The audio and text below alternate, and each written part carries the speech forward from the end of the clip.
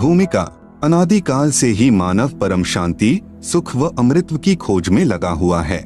वह अपने सामर्थ्य के अनुसार प्रयत्न करता आ रहा है, लेकिन उसकी यह चाहत कभी पूर्ण नहीं हो पा रही है। ऐसा इसलिए है कि उसे इस चाहत को प्राप्त करने के मार्ग का पूर्ण ज्ञान नहीं है। सभी प्राणी चाहते हैं कि कोई कार्य न करना पड़े, खाने को स्वादिष्ट भोजन मिले, पहनने को सुंदर वस्त्र मिले, रहने को आलीशान भवन हो, घूमने के लिए सुंदर पार्क हो, मनोरंजन करने के लिए मधुर मधुर संगीत हो, नाचे गाए, खेले कूदें, मौज मस्ती मनाए और कभी बीमार न हो, कभी बूढ़े न हो और कभी मृत्यु न होवे आदि आदि। परंतु जिस संसार में हम रह रहे हैं, यहाँ न तो ऐसा कहीं पर नजर आता है और न ही ऐसा संभव है, क्योंकि यह लोक नाशवान है। इस लोक की हर वस्तु भी नाशवान है और इस लोक का राजा ब्रह्मकाल है, जो 1,00,000 मानव सूक्ष्म शरीर खाता है। उसने सब प्राणियों को कर्म भ्रम व पाप पुण्य रूपी जाल में उलझाकर 3 लोक के पिंजरे में कैद किए हुए है। कबीर साहेब कहते हैं कि कबीर 3 लोक पिंजरा भया, पाप पुण्य 2 जाल, सभी जीव भोजन भये, एक खाने वाला काल, गरीब एक पापी एक पुनी आया, एक है सूम दलेल रे, बिना भजन कोई काम नहीं आवे, सब है जम की जेल रे। कर्म भ्रम कर्म बराबर सिद्धांत, जैसा करोगे वैसा प्राप्त करोगे यानी भरोगे। भ्रम बराबर संशय युक्त ज्ञान जो वेदों तथा गीता में काल ब्रह्म ने प्रदान किया है। उदाहरणार्थ फॉर एग्जाम्पल, गीता अध्याय 15 श्लोक 1 से 4 में तथा अध्याय 4 श्लोक 31, 32, 34, अध्याय 7 श्लोक 18 में गीता ज्ञान दाता ब्रह्म ने कहा है कि यह संसार रूपी वृक्ष है। इसकी जड़ें यानी रूट्स ऊपर हैं तथा तीनों गुण रूपी शाखाएं नीचे हैं। जो इस संसार रूपी वृक्ष के विषय में पूर्ण जानकारी बताए वह पूर्ण संत अर्थात तत्वदर्शी संत है। जैसे तना कौन प्रभु है, डार कौन तथा तीनों शाखाएं कौन प्रभु है। यहाँ विचार काल में अर्थात जो गीता ज्ञान में तुझे बता रहा हूँ, मुझे इस संसार की रचना का ज्ञान नहीं है, क्योंकि मुझे इसके आदि यानी प्रारंभ का तथा अंत यानी अंतिम सिरे का ज्ञान नहीं है। इसलिए किसी तत्वदर्शी संत की खोज कर उस तत्वदर्शी संत के बताए भक्ति मार्ग यानी वे ऑफ वर्शिप अनुसार साधना करके उस परम पद व परमेश्वर की खोज करनी चाहिए, जहाँ जाने के पश्चात साधक पुनः लौटकर संसार में नहीं आता, अर्थात पूर्ण मोक्ष प्राप्त करता है। जिस पूर्ण परमात्मा से इस संसार रूपी वृक्ष का विस्तार हुआ है, अर्थात जिस परमेश्वर ने इस सृष्टि की रचना की है, उसी की पूजा करनी चाहिए। मैं यानी गीता ज्ञानदाता भी उसी परमेश्वर की शरण में हूँ। गीता अध्याय 3 श्लोक 31-32 में कहा है, गीता में जो ज्ञान दिया है यह मेरा मत यानी विचार है। भले ही यह पूर्ण नहीं है, फिर भी अन्य साधनाएं जो शास्त्र विधि रहित है उनसे श्रेष्ठ है। जो मेरे मत अनुसार साधना नहीं करता वह व्यर्थ प्रयत्न कर रहा है। पूर्ण परमात्मा की साधना से मिलने वाले लाभ की तुलना में गीता अध्याय 7 श्लोक 18 में गीता ज्ञान दाता ने अपनी साधना से मिलने वाले लाभ को भी अनुत्तम बताया है। इस प्रकार काल ब्रह्म द्वारा बताया ज्ञान धर्म युक्त है। वह नहीं चाहता कि कोई प्राणी इस पिंजरे रूपी कैद से बाहर निकल जाए। वह यह भी नहीं चाहता कि जीव आत्मा को अपने निज घर सतलोक का पता चले, इसलिए वह अपनी त्रिगुणी माया से हर जीव को भ्रमित किए हुए है। फिर मानव को ये उपरोक्त चाहत कहाँ से उत्पन्न हुई है? यहाँ ऐसा कुछ भी नहीं है। यहाँ हम सबने मरना है, सब दुखी व अशांत हैं। जिस स्थिति को हम यहाँ प्राप्त करना चाहते हैं, ऐसी स्थिति में हम अपने निज घर सतलोक में रहते थे। काल ब्रह्म के लोक में स्व इच्छा से आकर फंस गए और अपने निज घर का रास्ता भूल गए। कबीर साहेब कहते हैं कि इच्छा रूपी खेलन आया, ताते सुख सागर नहीं पाया। इस काल ब्रह्म के लोक में शांति व सुख का नामो निशान भी नहीं है। त्रिगुणी माया से उत्पन्न काम, क्रोध, लोभ, मोह, अहंकार, राग, द्वेष, हर्ष, शोक, लाभ, हानि, मान, बड़ाई रूपी अवगुण हर जीव को परेशान किए हुए हैं। यहाँ एक जीव दूसरे जीव को मार कर खा जाता है, शोषण करता है, इज्जत लूट लेता है, धन लूट लेता है, शांति छीन लेता है। यहाँ पर चारों तरफ आग लगी है। यदि आप शांति से रहना चाहोगे तो दूसरे आपको नहीं रहने देंगे।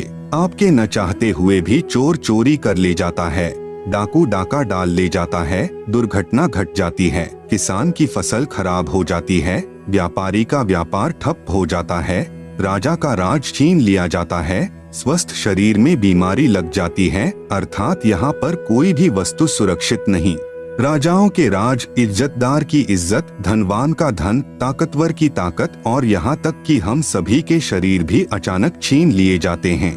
माता पिता के सामने जवान बेटा बेटी मर जाते हैं, दूध पीते बच्चों को रोते बिलखते छोड़कर मात पिता मर जाते हैं, जवान बहनें विधवा हो जाती हैं और पहाड़ से दुखों को भोगने को मजबूर होते हैं। विचार करें कि क्या यह स्थान रहने के लायक है, लेकिन हम मजबूरी वश यहाँ रह रहे हैं क्योंकि इस काल के पिंजरे से बाहर निकलने का कोई रास्ता नजर नहीं आता और हमें दूसरों को दुखी करने की व दुख सहने की आदत सी बन गई।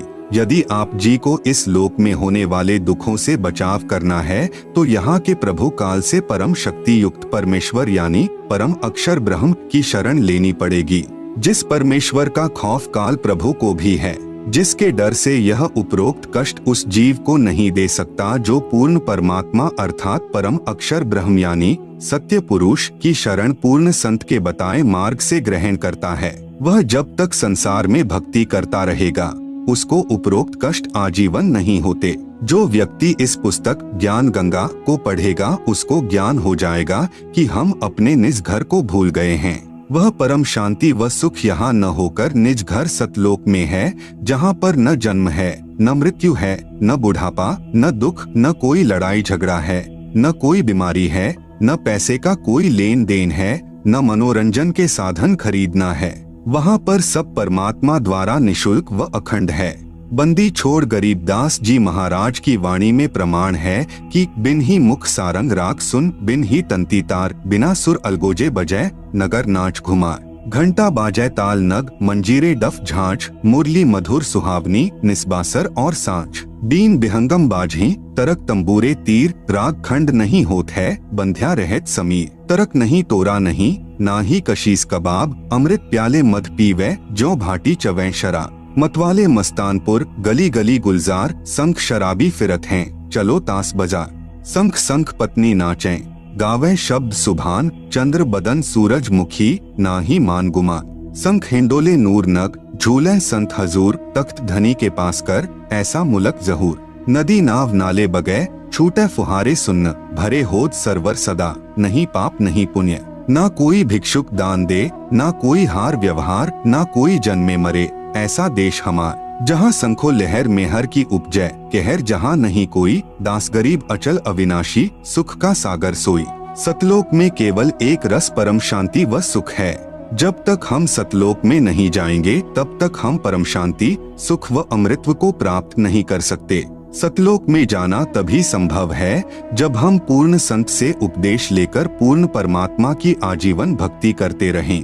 इस पुस्तक ज्ञान गंगा के माध्यम से जो हम संदेश देना चाहते हैं उसमें किसी देवी देवता व धर्म की बुराई न करके सर्व पवित्र धर्म ग्रंथों में छुपे गूढ़ रहस्य को उजागर करके यथार्थ भक्ति मार्ग बताना चाहा है, जो कि वर्तमान के सर्व संत महंत व आचार्य गुरु साहिबान शास्त्रों में छिपे गूढ़ रहस्य को समझ नहीं पाए। परम पूज्य कबीर साहेब जी अपनी वाणी में कहते हैं कि वेद कतेब झूठे ना भाई, झूठे हैं सो समझे नाही, जिस कारण भक्त समाज को अपार हानि हो रही है।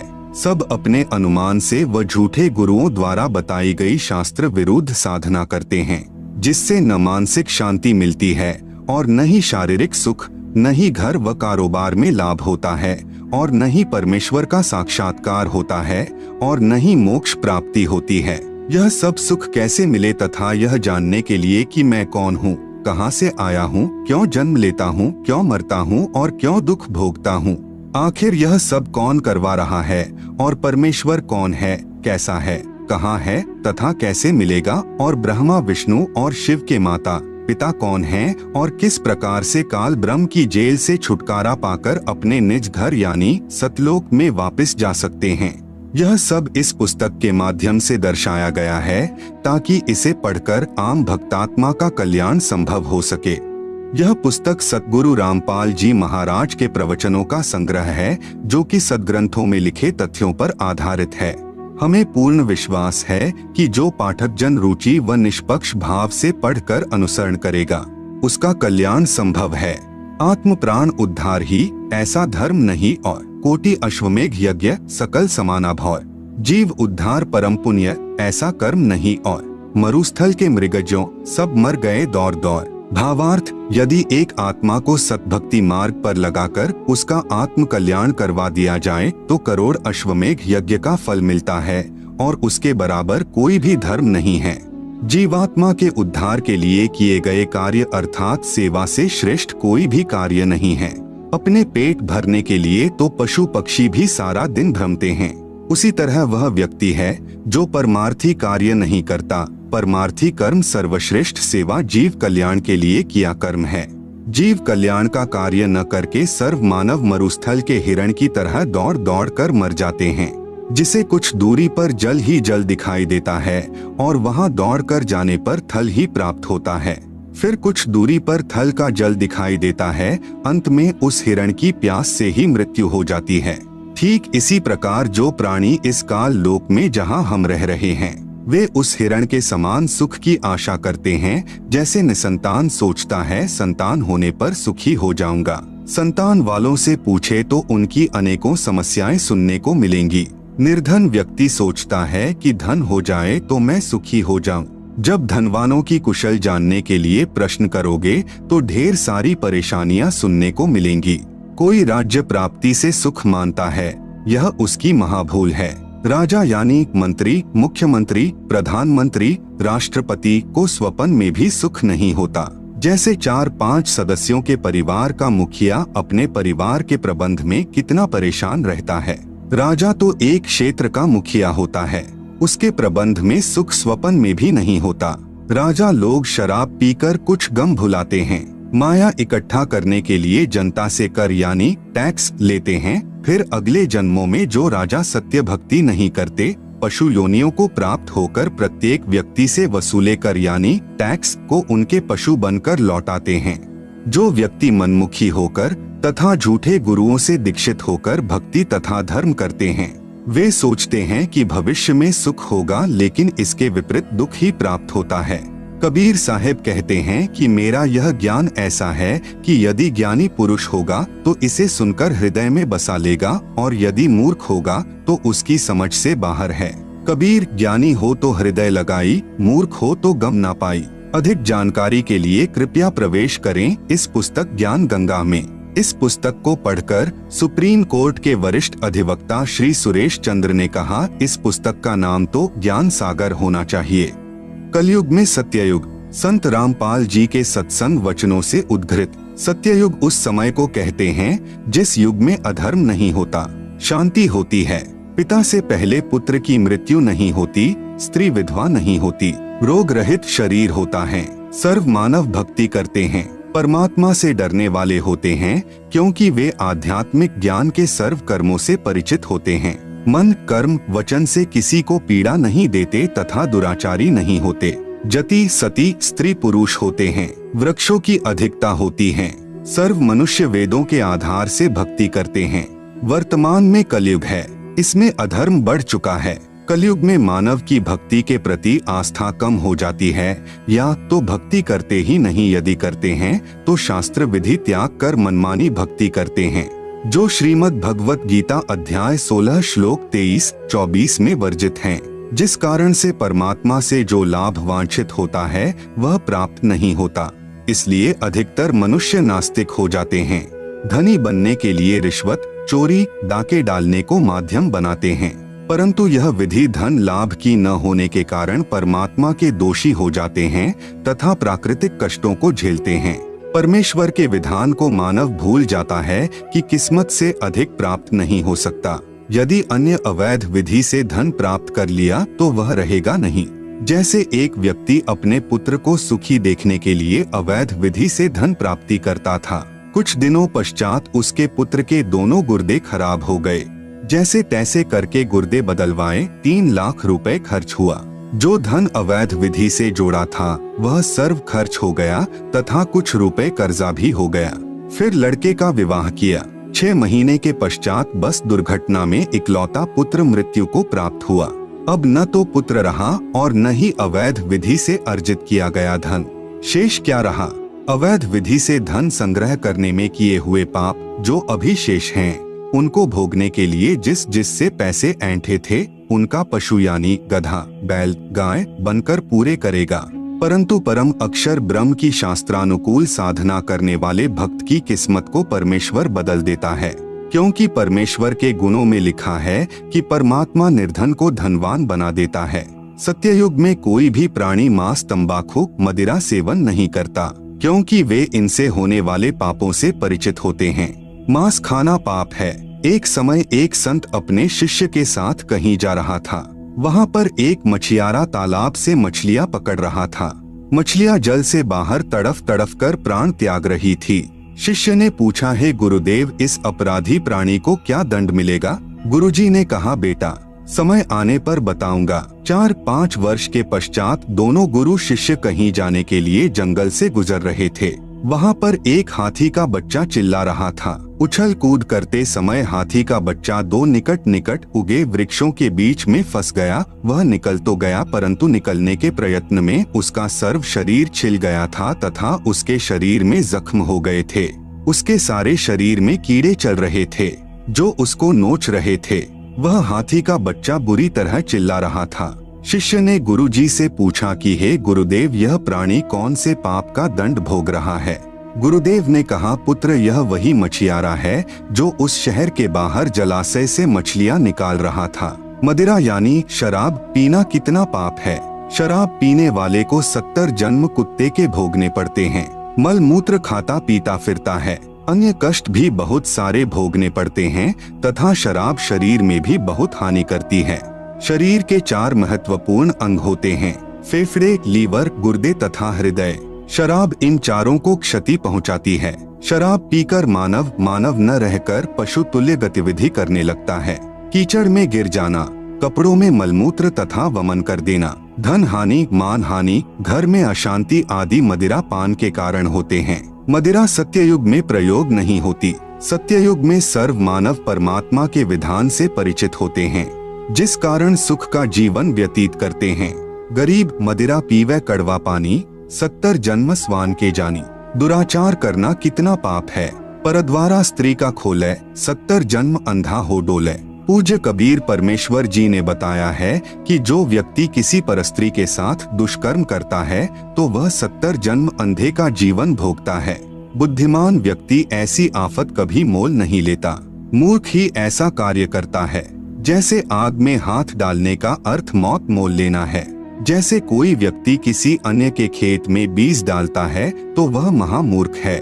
बुद्धिमान व्यक्ति ऐसा कभी नहीं कर सकता। वैश्यागमन को ऐसा जानो जैसे कुर्डियों पर गेहूं का बहुमूल्य बीज का थैला भर कर डालाएं। यह क्रिया बुद्धिमान व्यक्ति नहीं कर सकता, या तो महामूर्ख या शराबी निर्लज अर्थात घंड व्यक्ति ही किया करता है। विचारणीय विषय है कि जो पदार्थ शरीर से नाश होते हुए आनंद का अनुभव कराता है, यदि वह शरीर में सुरक्षित रखा जाए तो कितना आनंद देगा। दीर्घायु, स्वस्थ शरीर, स्वस्थ मस्तिष्क, शूरवीरता तथा स्फूर्ति प्रदान करता है। जिस पदार्थ से अनमोल बच्चा प्राप्त होता है, उसका नाश करना बच्चे की हत्या करने तुल्य है। इसलिए दुराचार तथा अनावश्यक भोग विलास वर्जित है। तंबाकू सेवन कितना पाप है। परमेश्वर कबीर जी ने बताया है, सुरापान मध मांसाहारी, गमन करे भोगे पर नारी, 70 जन्म कटत हैं, शीशम साक्षी साहिब है जगदीशम। पर द्वारा स्त्री का खोले, 70 जन्म अंधा हो डोले। 100 नारी जारी करे, सुरापान 100 बार, एक चिलम हुक्का भरे, डूबे काली धार। जैसे कि ऊपर वर्णन किया है कि एक बार शराब पीने वाला 70 जन्म कुत्ते का जीवन भोगता है, फिर मल मूत्र खाता पीता फिरता है। परस्त्री गमन करने वाला 70 जन्म अंधे के भोगता है। मांस खाने वाला भी महाकष्ट का भागी होता है। उपरोक्त सर्व पाप 100 बार करने वाले को जो पाप होता है, वह एक बार हुक्का पीने वाले अर्थात तंबाकू सेवन करने वाले को सहयोग देने वाले को होता है।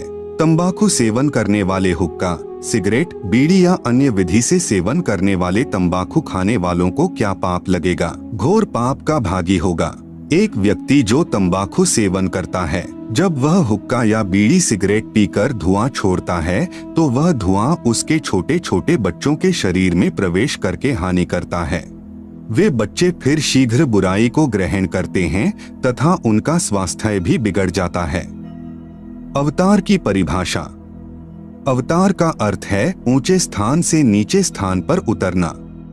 विशेषकर यह शुभ शब्द उन उत्तम आत्माओं के लिए प्रयोग किया जाता है जो धरती पर कुछ अद्भुत कार्य करते हैं, जिनको परमात्मा की ओर से भेजा हुआ मानते हैं या स्वयं परमात्मा ही का पृथ्वी पर आगमन मानते हैं।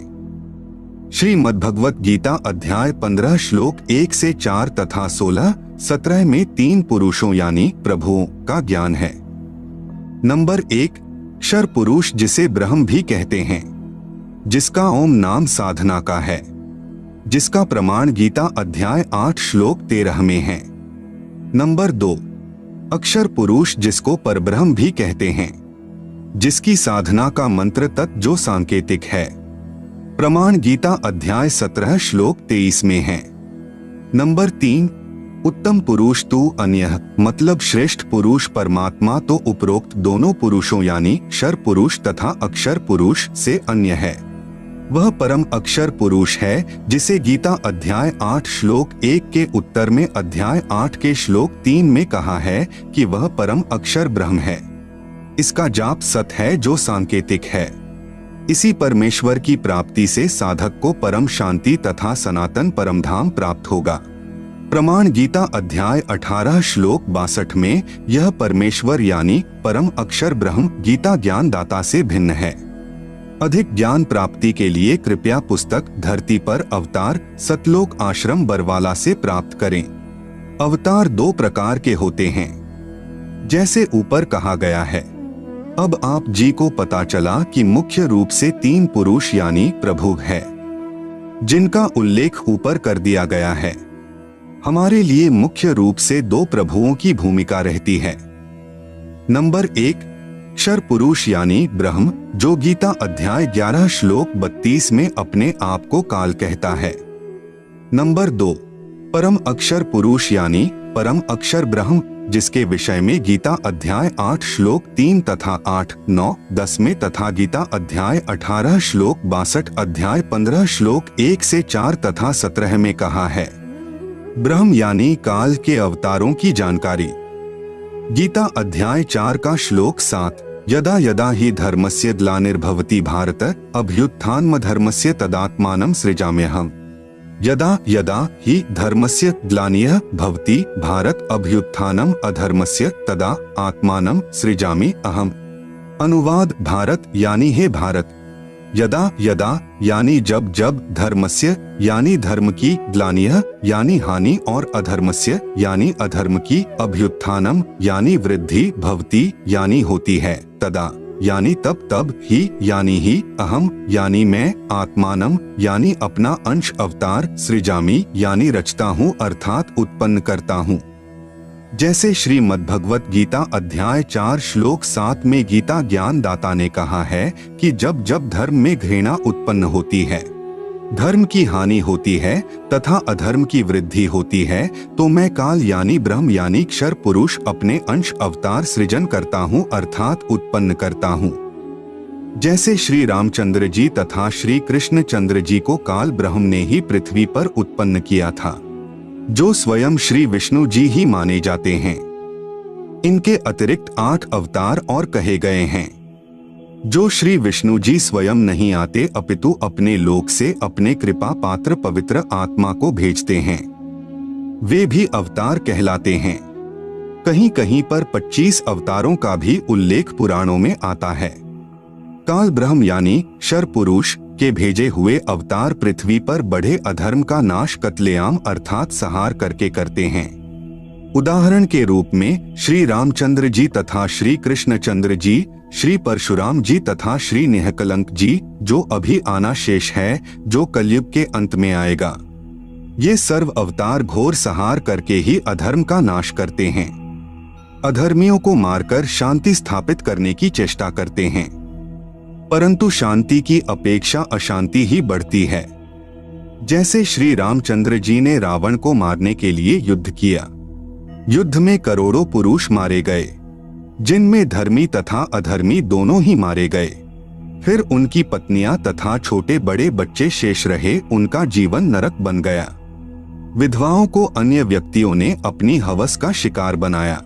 निर्वाह की समस्या उत्पन्न हुई, आदि आदि अनेकों अशांति के कारण खड़े हो गए।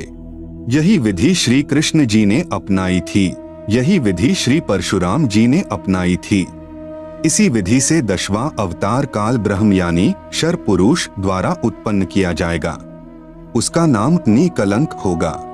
वह कलयुग के अंतिम समय में उत्पन्न होगा, जो राजा हरिश्चंद्र वाली आत्मा होगी। संभल नगर में श्री विष्णु दत्त शर्मा के घर में जन्म लेगा। उस समय सर्व मानव अत्याचारी अन्यायी हो जाएंगे, उन सर्व को मारेगा। उस समय जिन जिन मनुष्य में परमात्मा का डर होगा, कुछ सदाचारी होंगे, उनको छोड़ जाएगा, अन्य सर्व को मार डालेगा। यह विधि है ब्रह्म यानी कालक्षर पुरुष के अवतारों की अधर्म का नाश करने तथा शांति स्थापना करने की। परम अक्षर ब्रह्म अर्थात सत्य पुरुष के अवतारों की जानकारी। नंबर 1, परम अक्षर ब्रह्म स्वयं पृथ्वी पर प्रकट होता है। वह सहशरीर आता है, सहशरीर लौट जाता है। यह लीला वह परमेश्वर 2 प्रकार से करता है। नंबर 1, प्रत्येक युग में शिशु रूप में किसी सरोवर में कमल के फूल पर वन में प्रकट होता है। वहां से निसंतान दंपति उसे उठा ले जाते हैं। फिर लीला करता हुआ बड़ा होता है तथा आध्यात्मिक ज्ञान प्रचार करके अधर्म का नाश करता है। सरोवर के जल में कमल के फूल पर अवतरित होने के कारण परमेश्वर नारायण कहलाता है। नार यानी जल, आयन यानी आने वाला, अर्थात जल पर निवास करने वाला नारायण कहलाता है। नंबर 2, जब चाहे साधु संत जिंदा के रूप में अपने सत्यलोक से पृथ्वी पर आ जाते हैं तथा अच्छी आत्माओं को ज्ञान देते हैं। फिर वे पुण्यात्माएं भी ज्ञान प्रचार करके अधर्म का नाश करते हैं। वे भी परमेश्वर के भेजे हुए अवतार होते हैं। कलयुग में ज्येष्ठ शुदी पूर्णमासी संवत 1455 सन 1398 को कबीर परमेश्वर सत्यलोक से चलकर आए तथा काशी शहर के लहरतारा नामक सरोवर में कमल के फूल पर शिशु रूप में विराजमान हुए। वहां से नीरू तथा नीमा जो जुलाहा यानी धानक दंपति थे, उन्हें उठा लाए। शिशु रूपधारी परमेश्वर कबीरदेव यानी कबीर परमेश्वर ने 25 दिन तक कुछ भी आहार नहीं किया। नीरू तथा नीमा उसी जन्म में ब्राह्मण थे, श्री शिव जी के पुजारी थे। मुसलमानों द्वारा बलपूर्वक मुसलमान बनाए जाने के कारण जुलाहे का कार्य करके निर्वाह करते थे। बच्चे की नाजुक हालत देखकर नीमा ने अपने इष्ट शिव जी को याद किया। शिव जी साधु वेश में वहां आए तथा बालक रूप में विराजमान कबीर परमेश्वर को देखा। बालक रूप में कबीर साहेब जी ने कहा, है शिव जी, इन्हें कहो एक कुंवारी गाय लाएं, वह आपके आशीर्वाद से दूध देगी। ऐसा ही किया गया। कबीर परमेश्वर के आदेशानुसार भगवान शिव जी ने कुंवारी गाय की कमर पर थपकी लगाई। उसी समय बछिया के थनों से दूध की धार बहने लगी। एक कोरा मिट्टी का छोटा घड़ा नीचे रखा। पात्र भर जाने पर दूध बंद हो गया। फिर प्रतिदिन पात्र थनों के नीचे करते ही बछिया के थनों से दूध निकलता। उसको परमेश्वर कबीर जी पिया करते थे। जुलाहे के घर परवरिश होने के कारण बड़े होकर परमेश्वर कबीर जी भी जुलाहे का कार्य करने लगे तथा अपनी अच्छी आत्माओं को मिले, उनको तत्व ज्ञान समझाया तथा स्वयं भी तत्व ज्ञान प्रचार करके अधर्म का नाश किया तथा जिन जिन को परमेश्वर जिंदा महात्मा के रूप में मिले, उनको सच्चखंड यानी सत्यलोक में ले गए तथा फिर वापस छोड़ा। उनको आध्यात्मिक ज्ञान दिया तथा अपने से परिचित कराया। वे उस परमेश्वर यानी सत्य पुरुष के अवतार थे। उन्होंने भी परमेश्वर से प्राप्त ज्ञान के आधार से अधर्म का नाश किया। वे अवतार कौन कौन हुए हैं? नंबर 1 आदरणीय धर्मदास जी, नंबर 2 आदरणीय मलुकदास जी, नंबर 3 आदरणीय नानक देव साहेब जी, सिख धर्म के प्रवर्तक, नंबर 4 आदरणीय दादू साहेब जी, नंबर 5 आदरणीय गरीबदास साहेब जी गांव छुड़ानी जिला झज्जर हरियाणा वाले तथा नंबर 6 आदरणीय घीसा दास साहेब जी गांव खेखड़ा जिला मेरठ उत्तर प्रदेश वाले। ये उपरोक्त सर्व अवतार परम अक्षर ब्रह्म यानी सत्य पुरुष के थे। अपना कार्य करके चले गए, अधर्म का नाश किया, जिस कारण से जनता में बहुत समय तक बुराई नहीं समाई। वर्तमान में संतों की कमी नहीं, परंतु शांति का नाम नहीं।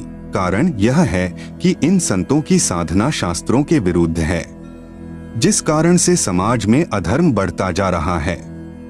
इन पंथों और संतों को सैकड़ों वर्ष हो गए ज्ञान प्रचार करते हुए, परंतु अधर्म बढ़ता ही जा रहा है।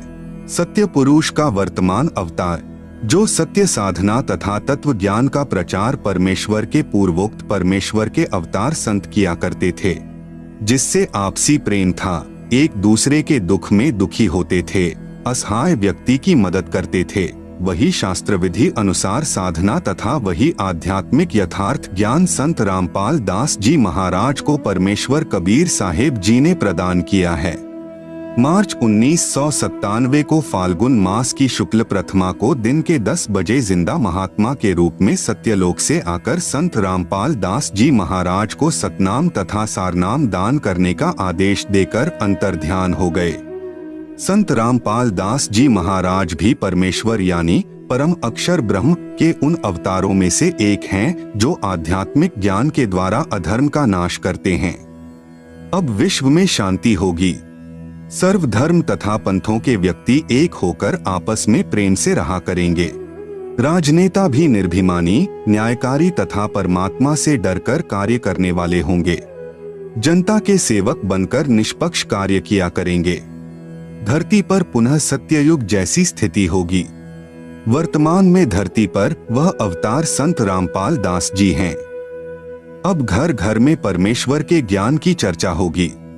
जहां गांव व शहरों में तथा पार्कों में बैठकर ताश खेलते हैं, कोई राजनीतिक बातें करता है, कोई अपने पुत्रों तथा पुत्र वधुओं की अच्छे या निकम्मे होने की चर्चा करते हैं, वहां परमेश्वर की महिमा की चर्चा होगी तथा ज्ञान गंगा पुस्तक में लिखे ज्ञान पर विचार हुआ करेगा।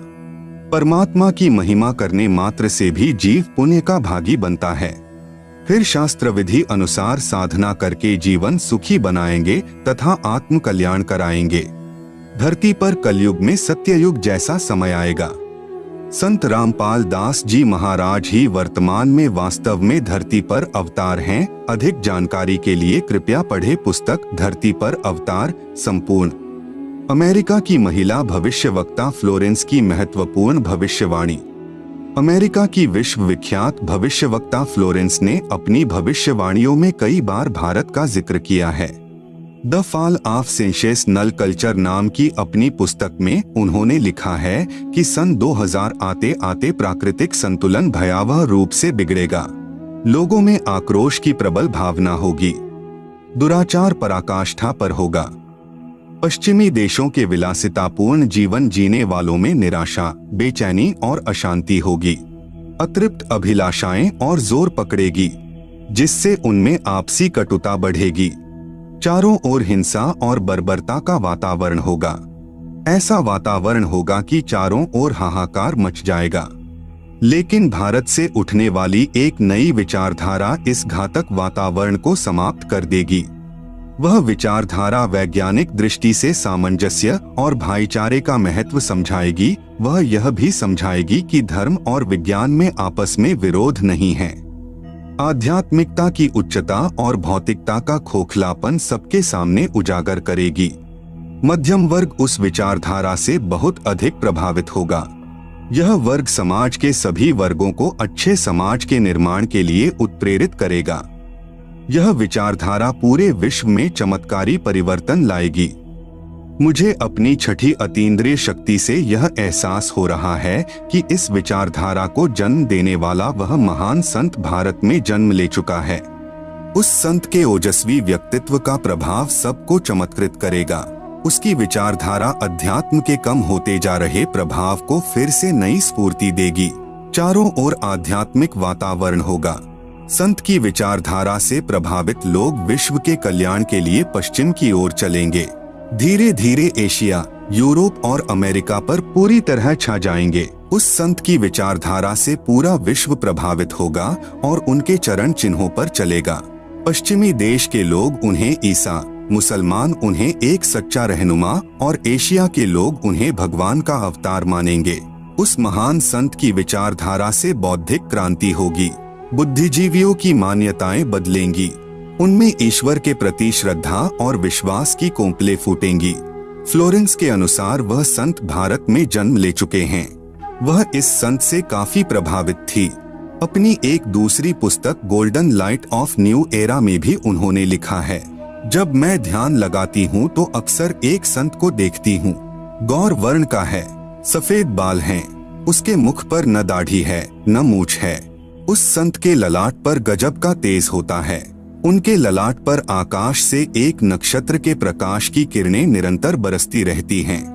मैं देखती हूँ कि वह संत अपनी कल्याणकारी विचारधारा तथा अपने सच्चरित्र प्रबल अनुयायियों की शक्ति से संपूर्ण विश्व में नए ज्ञान का प्रकाश फैला रहे हैं। वह संत अपनी शक्ति निरंतर बढ़ा रहे हैं। उनमें इतनी शक्ति है कि वह प्राकृतिक परिवर्तन भी कर सकते हैं। वह अपना कार्य वैज्ञानिक ढंग से करेंगे। उनकी कृपा और प्रयत्नों से मानवीय सभ्यता में नई जागृति आएगी। विश्व के समस्त जन समूह में नई चेतना का संचार होगा। लोक शक्ति का एक नया रूप उभर कर सामने आएगा, जो सत्ताधारियों की मनमानियों पर अंकुश लगा देगा। मनोचिकित्सक तथा सम्मोहन कला के विश्व प्रसिद्ध ज्ञाता डॉक्टर मोरे बर्सटीन की फ्लोरेंस से अच्छी दोस्ती थी।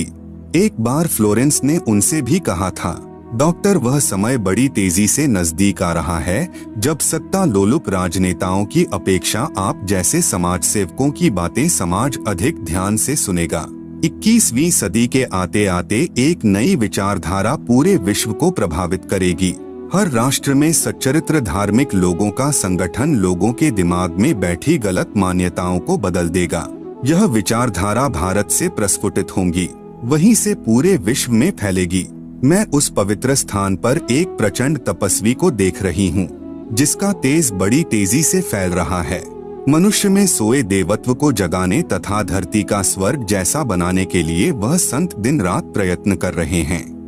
एक पत्रकार ने 1964 में फ्लोरेंस से पूछा था कि क्या वह दुनिया का भविष्य बता सकती है। फ्लोरेंस ने इसके जवाब में कहा था, 1970 की शुरुआत व्यापक उथल पुथल के साथ होगी। 1979-80 के बाद ऐसे भूकंप आएंगे कि न्यूजर्सी का कुछ हिस्सा तथा यूरोप का और एशिया के कई देशों के स्थान भूकंप से विदीर्ण हो जाएंगे, कुछ जलमग्न भी हो जाएंगे। तृतीय विश्व युद्ध का आतंक सबके दिमाग में बैठ जाएगा और वे इस युद्ध की तैयारी करेंगे, लेकिन भारतीय राजनेता अपने प्रभाव और बुद्धि से तीसरे विश्व युद्ध को टालने में सफल हो जाएंगे। तीसरे विश्व युद्ध के शुरू होने तक भारत के शासन की बागडोर आध्यात्मिक प्रवृत्ति के लोगों के हाथ में होगी, इसलिए उनके प्रभाव से विश्व युद्ध टलेगा। वे शासक एक महान संत के ओजस्वी तथा क्रांतिकारी विचारधारा से प्रभावित होंगे। वे उस संत के प्रति उसी तरह समर्पित होंगे जैसे वाशिंगटन स्वतंत्रता एवं मानवता के प्रति समर्पित थे। अमेरिका के शहर न्यूजर्सी की रहने वाली फ्लोरेंस सचमुच एक विलक्षण महिला थी। एक बार नेबेल नाम के व्यक्ति ने टीवी कार्यक्रम के दौरान उनसे बोला, आप भारत में जन्म ले चुके संत के बारे में तो अक्सर बताती रहती हैं, मैं अपने बारे में कुछ जानना चाहता हूँ, बताइए। फ्लोरेंस ने उसके दाहिने हाथ को थाम लिया और बोली, आप बहुत जल्द किसी दूसरे राज्य से प्रसारण करेंगे। नेबेल एक प्रसारण सेवा के कर्मचारी थे। फ्लोरेंस की इस बात पर वह हंसने लगे। कुछ क्षण बाद बोले, आपने मुझसे यह अच्छा मजाक किया। यदि हमारी कंपनी के अधिकारी इस कार्यक्रम को देख रहे होंगे तो मैं दूसरे राज्य में जाऊं या नहीं, फिलहाल अपनी कंपनी से तुरंत निकाल दिया जाऊंगा। कुछ ही मिनटों के बाद टीवी के कंट्रोल रूम का फोन घनघना उठा। फोन नेबेल के लिए था। उनकी कंपनी के जनरल मैनेजर उनसे बात करना चाहते थे। नेबेल ने जब फोन उठाया तो उन्होंने कहा, हमने न्यूयॉर्क से प्रसारण करने का काम शुरू करने का निर्णय लिया है, वहां तुम्हें ही भेजा जाएगा।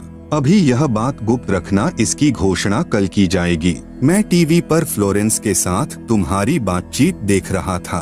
फ्लोरेंस ने तुम्हारे विषय में जो बताया है वह पूरी तरह सच है। आश्चर्य है कि उन्हें यह बात कैसे मालूम हो गई। नेबेल फ्लोरेंस का चेहरा देखता रह गया। कुछ पत्रकारों ने उनसे एक बार पूछा था कि वह भविष्य को कैसे देख लेती हैं। तथा गायब व्यक्ति या वस्तुओं का पता कैसे लगा लेती हैं? तो फ्लोरेंस ने बताया, मुझे स्वयं नहीं मालूम कि ऐसा कैसे संभव हो जाता है। मैं भविष्य के विषय में एक बहुत महत्वपूर्ण बात बता रही हूँ। 20वीं शताब्दी के अंत में भारतवर्ष से एक प्रकाश निकलेगा। यह प्रकाश पूरी दुनिया को उन दैवी शक्तियों के विषय में जानकारी देगा जो अब तक हम सभी के लिए रहस्यमय बनी हुई हैं। देवी शक्तियों की जानकारी जो संत रामपाल दास जी महाराज द्वारा बताई गई हैं। कृपया पढ़ें इसी पुस्तक के पृष्ठ 22 पर सृष्टि रचना, एक दिव्य महापुरुष द्वारा यह प्रकाश पूरे विश्व में फैलेगा। वह सभी को सतमार्ग पर चलने की प्रेरणा देगा।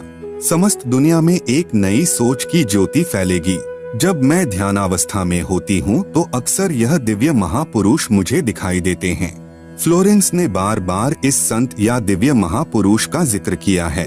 साथ ही यह भी बताया है कि उत्तरी भारतवर्ष के एक पवित्र स्थान पर वह मौजूद हैं। सज्जनों, उपरोक्त भविष्यवाणी तथा वर्तमान वाणी है जो परम संत रामपाल महाराज जी पर खरी उतरती है तथा इसी का समर्थन अन्य भविष्यवाणियां भी करती है जो आगे लिखी हैं। भाई बाले वाली जन्म साखी में प्रमाण। एक महापुरुष के विषय में भाई बाले वाली जन्म साखी में प्रहलाद भक्त की भविष्यवाणी। भाई बाले वाली जन्म साखी में लिखा गया विवरण स्पष्ट करता है कि संत रामपाल दास जी महाराज ही वह अवतार है जिन्हें परमेश्वर कबीर जी तथा संत नानक जी के पश्चात पंजाब की धरती पर अवतरित होना था। संत रामपाल दास जी महाराज 8 सितंबर सन 1951 को गांव धनाना, जिला सोनीपत, हरियाणा प्रांत, उस समय पंजाब प्रांत, भारत की पवित्र धरती पर श्री नंदराम जाट के घर जाट वर्ण में श्रीमती इंदिरा देवी की कोख से जन्मे। इस विषय में जन्म साखी भाई बाले वाली हिंदी वाली में जिसके प्रकाशक हैं भाई जवाहर सिंह कृपाल सिंह एंड कंपनी, पुस्तका वाले, बाजार माई सेवा, अमृतसर, पंजाब तथा पंजाबी वाली के प्रकाशक है भाई जवाहर सिंह कृपाल सिंह, पुस्तका वाले, गली 8 बाग, रामानंद, अमृतसर, पंजाब। इसमें लिखा अमर लेख इस प्रकार है। एक समय भाई बाला तथा मर्दाना को साथ लेकर सतगुरु नानक देव जी भक्त प्रहलाद जी के लोक में गए जो पृथ्वी से कई लाख कोस दूर अंतरिक्ष में है। प्रहलाद ने कहा कि हे नानक जी, आपको परमात्मा ने दिव्य दृष्टि दी तथा कलयुग में बड़ा भक्त बनाया है। आपका कलयुग में बहुत प्रताप होगा। यहाँ पर प्रहलाद के लोक में पहले कबीर जी आए थे या आज आप आए हो, एक और आएगा जो आप दोनों जैसा ही महापुरुष होगा। इन तीनों के अतिरिक्त यहाँ मेरे लोक में कोई नहीं आ सकता। भक्त बहुत हो चुके हैं, आगे भी होंगे, परंतु यहाँ मेरे लोक में वही पहुँच सकता है जो इन जैसी महिमा वाला होगा और कोई नहीं। इसलिए इन तीनों के अतिरिक्त यहाँ कोई नहीं आ सकता। मर्दाने ने पूछा कि हे प्रहलाद जी, कबीर जी जुलाहा थे, नानक जी खत्री हैं, वह तीसरा किस वर्ण यानी जाति से तथा किस धरती पर अवतरित होगा? प्रहलाद भक्त ने कहा, भाई सुन, नानक जी के सच्चखंड जाने के सैकड़ों वर्ष पश्चात पंजाब की धरती पर जाट वर्ण में जन्म लेगा तथा उसका प्रचार क्षेत्र शहर बरवाला होगा। लेख समाप्त। विवेचन। संत रामपाल दास जी महाराज वही अवतार हैं जो अन्य प्रमाणों के साथ साथ जन्म साखी में लिखे वर्णन पर खरे उतरते हैं। जन्म साखी में 100 वर्ष के पश्चात लिखा है। यहाँ पर सैकड़ों वर्ष पश्चात कहा गया था, जिसको पंजाबी भाषा में लिखते समय 100 वर्ष ही लिख दिया, क्योंकि मर्दाना ने पूछा था कि वह कौन से युग में नजदीक ही आएगा। तब भक्त प्रहलाद ने कहा कि श्री नानक जी के सैकड़ों वर्ष पश्चात कल युग में ही वह संत जाट वर्ण में जन्म लेगा। इसीलिए यहाँ 100 वर्ष के स्थान पर सैकड़ों वर्षों ही न्यायोचित है तथा प्रचार क्षेत्र बरवाला के स्थान पर बटाला लिखा गया है। इसके दो कारण हो सकते हैं कि शहर बरवाला, जिला हिसार, हरियाणा उस समय पंजाब प्रांत में सुप्रसिद्ध नहीं था तथा बटाला शहर पंजाब प्रांत में प्रसिद्ध था। लेखनकर्ता ने इस कारण से बरवाला के स्थान पर बटाला लिख दिया। दूसरा, प्रिंट करते समय हालेक की जगह हटालेक प्रिंट हो गया है। एक और विशेष विचारणीय पहलू है कि पंजाब के बटाला शहर में कोई भी जाट संत नहीं हुआ है जो इन महापुरुषों यानी परमेश्वर कबीर देव जी व श्री नानक देव जी के समान महिमावान तथा इनके समान ज्ञानवान हुआ हो। इस आधार से तथा अन्य प्रमाणों के आधार से तथा इस जन्म साखी के आधार से स्पष्ट है कि वह तीसरे महापुरुष संत रामपाल दास जी महाराज हैं तथा इनका आध्यात्मिक ज्ञान भी इन दोनों महापुरुषों यानी परमेश्वर कबीर जी तथा श्री नानक देव जी से मेल खाता है। आप देखेंगे दोनों फोटो कॉपी जो जन्म साखी भाई बाले वाली जो कि एक पंजाबी भाषा में है तथा दूसरी हिंदी में है जो कि पंजाबी भाषा से ही अनुवादित है। इसमें कुछ प्रकरण ठीक नहीं लिखा है। जैसे पंजाबी भाषा में लिखा है कि जो इस जी हाँ कोई होवेगा ता एथे पहुँचेगा होरदा एथे पहुँचन दा कम नहीं, परंतु हिंदी वाली जन्म साखी में यह विवरण नहीं है जो बहुत महत्वपूर्ण है। इससे सिद्ध है कि लिखते समय कुछ प्रकरण बदल जाता है। फिर भी ढेर सारे प्रमाण जो इस पुस्तक में अन्य महापुरुषों के द्वारा संत रामपाल दास जी के विषय में कहे हैं वे भी इसी को प्रमाणित करते हैं। विशेष यदि कोई यह कहे कि जन्म साखी में लिखी व्याख्या संत गरीबदास जी गांव छुड़ानी वाले के लिए हैं, क्योंकि वे भी जाट जाति से थे तथा छुड़ानी गांव भी पहले पंजाब प्रांत के अंतर्गत आता था, यह भी उचित नहीं लगती, क्योंकि संत गरीबदास जी ने अपनी अमृतवाणी असुर निकंदन रमैणी में कहा है कि सतगुरु दिल्ली मंडल आयसी सूती धरनी सूम जगायसी। भावार्थ है कि संत गरीबदास जी के सतगुरु पूज्य कबीर साहेब जी थे। पुराना रोहतक जिला यानी सोनीपत, रोहतक तथा झज्जर को मिलाकर एक जिला रोहतक था, दिल्ली मंडल में लगता था। यह किसी राजा के अधीन नहीं था, अंग्रेजों के शासन काल में दिल्ली के अधीन था। संत गरीबदास जी ने स्पष्ट किया है कि सतगुरु यानी परमेश्वर कबीर जी दिल्ली मंडल में आएंगे, भक्तिहीन प्राणियों को जगाएंगे, सत्य भक्ति कराएंगे। ध्यान रहे कबीर सागर में काल के दूतों ने मिलावट करके सत्य को न जानकर अपनी अटकलबाजी से असत्य प्रमाण दिए हैं। उसका नाश करने के लिए परमेश्वर कबीर जी ने अपने अंश अवतार संत गरीबदास जी द्वारा यथार्थ ज्ञान प्रचार करवाया है, जो संत गरीबदास जी की अमृतवाणी रूप में है। इसी बात की पुष्टि कबीर सागर के संपादक कबीर पंथी श्री युगलानंद बिहारी जी की उस टिप्पणी से होती है जो उन्होंने अनुराग सागर तथा ज्ञान सागर की भूमिका में की है। कहा है कि कबीर पंथियों ने ही कबीर पंथ के ग्रंथों का नाश कर रखा है, अपने अपने मते अनुसार फेर बदल करके अपने मत को जोड़ा है। मेरे पास अनुराग सागर तथा ज्ञान सागर की कई प्रतियां रखी हैं, जिनमें से एक दूसरे से मेल नहीं खा रही हैं। संत रामपाल दास जी महाराज का जन्म श्री नंदराम जाट के घर 8 सितंबर 1951 को गांव धनाना जिला सोनीपत यानी उस समय जिला रोहतक में हुआ था, जो वर्तमान हरियाणा तथा पंजाब प्रांत मिलकर उस समय एक ही पंजाब प्रांत था। परमेश्वर कबीर जी ने भी कहा था कि जिस समय कलयुग 5500 वर्ष बीत चुका होगा, मैं गरीबदास वाले 12वें पंथ में आगे स्वयं आऊंगा। संत गरीबदास जी द्वारा मेरी यानी कबीर परमेश्वर की महिमा की वाणी प्रकट होगी तथा गरीबदास वाले 12वें पंथ तक के साधक मुझे आधार बनाकर वाणी को समझने की कोशिश करेंगे, परंतु वाणी को न समझकर सतनाम तथा सारनाम से वंचित रहने के कारण असंख्य जन्म तक सत्यलोक प्राप्ति नहीं कर सकते। उसी 12वें पंथ यानी गरीबदास जी वाले पंथ में मैं यानी परमेश्वर कबीर जी ही स्वयं चलकर आऊंगा। तब संत गरीबदास जी द्वारा प्रकट की गई वाणी को मैं यानी कबीर परमेश्वर प्रकट होकर समझाऊंगा।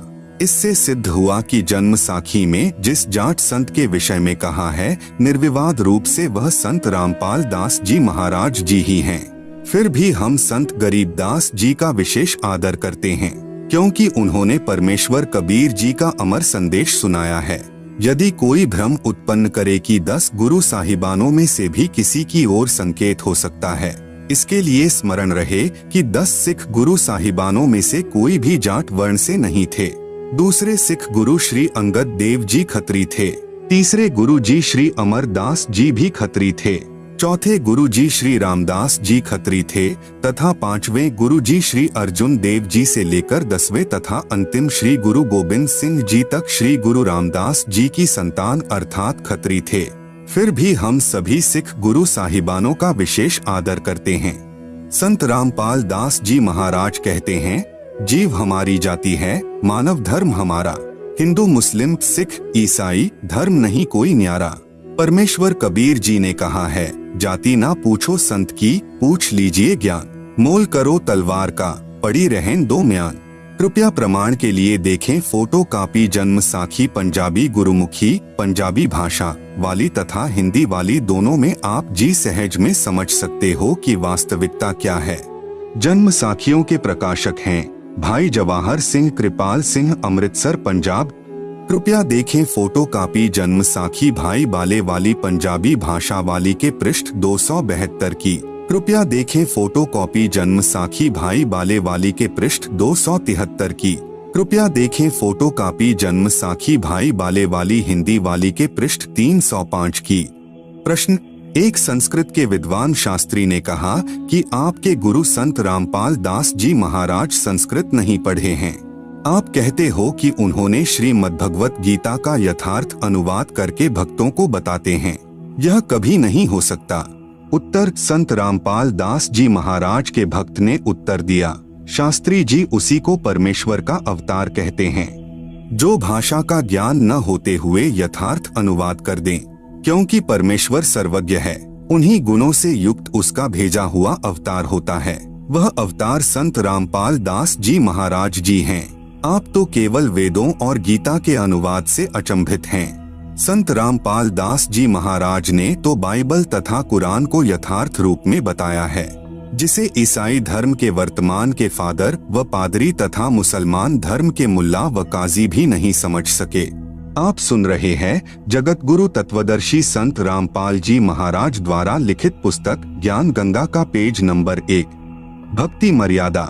जीव हमारी जाति है, मानव धर्म हमारा। हिंदू, मुस्लिम, सिख, ईसाई, धर्म नहीं कोई न्यारा। प्रिय भक्तजनों, आज से लगभग 5000 वर्ष पहले कोई भी धर्म या अन्य संप्रदाय नहीं था। न हिंदू, न मुस्लिम, न सिख और न ईसाई थे। केवल मानव धर्म था। सभी का एक ही मानव धर्म था और है। लेकिन जैसे जैसे कलयुग का प्रभाव बढ़ता गया, वैसे वैसे हमारे में मतभेद होता गया। कारण सिर्फ यही रहा कि धार्मिक कुल गुरुओं द्वारा शास्त्रों में लिखी हुई सच्चाई को दबा दिया गया। कारण चाहे स्वार्थ हो या ऊपरी दिखावा, जिसके परिणाम स्वरूप आज एक मानव धर्म के 4 धर्म और अन्य अनेक संप्रदाय बन चुकी हैं, जिसके कारण आपस में मतभेद होना स्वाभाविक ही है। सभी का प्रभु भगवान राम, अल्लाह, रब, गॉड, खुदा, परमेश्वर एक ही है। ये भाषा भिन्न पर्यायवाची शब्द हैं। सभी मानते हैं कि सबका मालिक एक है, लेकिन फिर भी ये अलग अलग धर्म संप्रदाय क्यों? यह बात बिल्कुल ठीक है कि सबका मालिक रब, खुदा, अल्लाह, गॉड, राम, परमेश्वर एक ही है, जिसका वास्तविक नाम कबीर है और वह अपने सतलोक, सतधाम, सच्चखंड में मानव सदृश स्वरूप में आकार में रहता है। लेकिन अब हिंदू तो कहते हैं कि हमारा राम बड़ा है, मुस्लिम कहते हैं कि हमारा अल्लाह बड़ा है, ईसाई कहते हैं कि हमारा ईसा मसीह बड़ा और सिख कहते हैं कि हमारे गुरु नानक साहेब जी बड़े हैं। ऐसे कहते हैं जैसे 4 नादान बच्चे कहते हैं कि यह मेरा पापा, दूसरा कहेगा यह मेरा पापा है, तेरा नहीं है, तीसरा कहेगा यह तो मेरा पिताजी है जो सबसे बड़ा है, और फिर चौथा कहेगा कि अरे नहीं नादानो, यह मेरा डैडी है, तुम्हारा नहीं है, जबकि उन चारों का पिता वही एक ही है। इन्हीं नादान बच्चों की तरह आज हमारा मानव समाज लड़ रहा है। कोई कहे हमारा राम बड़ा है, कोई कहे खुदाई रे, कोई कहे हमारा ईसा मसीह बड़ा, ये बांटा रहे लगाई रे। जबकि हमारे सभी धार्मिक ग्रंथों व शास्त्रों में उस एक प्रभु, मालिक, रब, खुदा, अल्लाह, राम, साहेब, गॉड, परमेश्वर की प्रत्यक्ष नाम लिखकर महिमा गाई है कि वह एक मालिक प्रभु कबीर साहेब है, जो सतलोक में मानव सदृश स्वरूप में आकार में रहता है। वेद, गीता, कुरान, बाइबल और गुरु ग्रंथ साहेब ये सब लगभग मिलते जुलते ही हैं। यजुर्वेद के अध्याय 5 के श्लोक नंबर 32 में, सामवेद के मंत्र नंबर 1400-822 में, अथर्ववेद के कांड नंबर 4 के अनुवाक 1 के श्लोक नंबर 7, ऋग्वेद के मंडल 1 अध्याय 1 के सूक्त 11 के श्लोक नंबर 4 में कबीर नाम लिखकर बताया है कि पूर्ण ब्रह्म कबीर है, जो सतलोक में आकार में रहता है। आप सुन रहे हैं जगत गुरु तत्वदर्शी संत रामपाल जी महाराज द्वारा लिखित पुस्तक ज्ञान गंगा का पेज नंबर 2। गीता जी चारों वेदों का संक्षिप्त सार है। गीता जी भी उसी सत्पुरुष पूर्ण ब्रह्म कबीर की तरफ इशारा करती है। गीता जी के अध्याय 15 के श्लोक नंबर 16, 17, अध्याय 18 के श्लोक नंबर 46, 61, 62, अध्याय 8 के श्लोक नंबर 3, 8 से 10 तथा 22 में, अध्याय 15 के श्लोक नंबर 1, 2, 3, 4 में उसी पूर्ण परमात्मा की भक्ति करने का इशारा किया है। श्री गुरु ग्रंथ साहिब पृष्ठ नंबर 24 पर और पृष्ठ नंबर 721 पर नाम लिखकर कबीर साहेब की महिमा गाई है। इसी प्रकार कुरान और बाइबल एक ही शास्त्र समझो। दोनों लगभग एक ही संदेश देते हैं कि उस कबीर अल्लाह की महिमा बयान करो जिसकी शक्ति से ये सब सृष्टि चलायमान है। कुरान शरीफ में सूरत फुरकानी नंबर 25 की आयत नंबर 52 से 59 तक में कबीरन, खबीरा, कबीरू आदि शब्द लिखकर उसी एक कबीर अल्लाह की पाकी बयान की हुई है कि ए पैगंबर मोहम्मद, उस कबीर अल्लाह की पाकी बयान करो जो 6 दिन में अपनी शक्ति से सृष्टि रचकर 7वें दिन तख्त पर जा बिराजा अर्थात सतलोक में जाकर विश्राम किया। वह अल्लाह प्रभु कबीर है। इसी का प्रमाण बाइबल के अंदर उत्पत्ति ग्रंथ में सृष्टि क्रम में बाइबल के प्रारंभ में ही 7 दिन की रचना में चैप्टर 1 वर्सेस 20, चैप्टर 2 वर्सेस 5 में है। सभी संतों व ग्रंथों का सार यही है कि पूर्ण गुरु जिसके पास तीनों नाम हो और नाम देने का अधिकार भी हो, उससे नाम लेकर जीव को जन्म मृत्यु रूपी रोग से छुटकारा पाना चाहिए। क्योंकि हमारा उद्देश्य आपको काल की कारागार से छुटवाकर अपने मूल मालिक कबीरदेव यानी कबीर साहेब के सतलोक को प्राप्त करवाना है। कबीरदेव ने अपनी वाणी में कहा है कि एक जीव को काल साधना से हटाकर पूर्ण गुरु के पास लाकर सत उपदेश दिलाने का पुण्य इतना होता है कि जितना करोड़ गाय बकरे आदि प्राणियों को कसाई से छुटवाने का होता है। क्योंकि यह अबोध मानव शरीरधारी प्राणी गलत गुरुओं द्वारा बताई गई शास्त्र विरुद्ध साधना से काल के जाल में फंसा रहकर न जाने कितने दुखदायी 84 लाख योनियों के कष्ट को झेलता रहता है। जब यह जीवात्मा कबीरदेव यानी कबीर साहेब की शरण में पूरे गुरु के माध्यम से आ जाती है, नाम से जुड़ जाती है, तो फिर इसका जन्म तथा मृत्यु का कष्ट सदा के लिए समाप्त हो जाता है और सतलोक में वास्तविक परम शांति को प्राप्त करता है। अब प्रश्न आता है कि आजकल गुरु ज्यादा से ज्यादा शिष्य बनाकर अपनी योग्यता का प्रमाण दिखाते हैं, अर्थात हर कोई 4 कथा सीख लेता है और कहता है कि मैं भी नाम दे देता हूँ और भोली आत्माओं को काल के जाल में डाल देता है। चूंकि शास्त्रों के विरुद्ध नाम उपदेश देने वाले और जपने वाले सभी निश्चित ही नरक के अधिकारी होंगे और उनको नरक में उल्टा लटकाया जाएगा। यह कथन शास्त्र यानी गीता, वेद व सर्व ग्रंथ ही बताते हैं। इसी कथन को सिद्ध करने के लिए एक संक्षिप्त कथा बताता हूँ।